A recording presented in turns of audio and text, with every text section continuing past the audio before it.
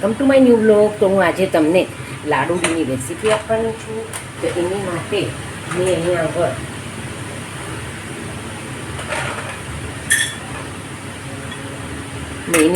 આગળ એક વાટકો ચણાનો લોટ લઈ લીધો છે. પા વાટકી જેટલું ઘી લીધું છે.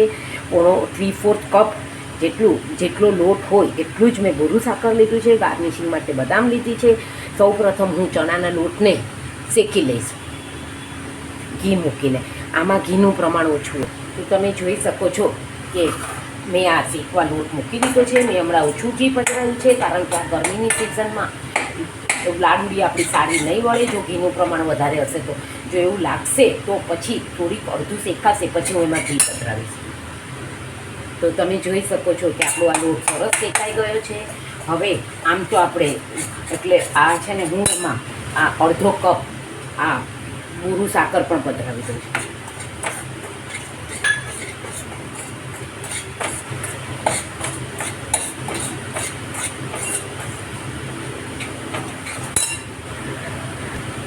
તો તમે જોઈ શકો છો કે થોડું મેં 1 ટીસ્પૂન જેટલું એમાં ઘી પધરાવ્યું છે, જેથી આપણું બાઇન્ડિંગ આવી જાય.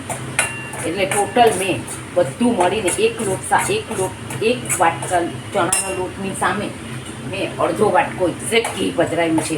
અને જેટલો આપણો ચણાનો લોટ હતો એટલું જ મેં એમાં બોરું સાકર પધરાવ્યું છે, જેથી હવે આપણે આમાં લાડુડી વાળવામાં આપણું બાઇન્ડિંગ આવી જાય.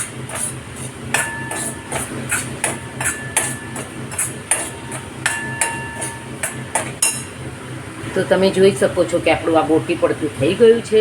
હવે હું આને બંધ કરી દઈશ. આ ડબ્બામાં હું એને પધરાવી દઈશ અને પછી ઠરશે પછી એની લાડુડી વાળીશ. તમે જોઈ શકો છો કે આપણી આ લાડુડી તૈયાર થઈ ગઈ છે. અને આને તમે ઘરે જરૂરથી ટ્રાય કરજો. હજી ગરમ છે, એકદમ સરસ ગોળ વળશે.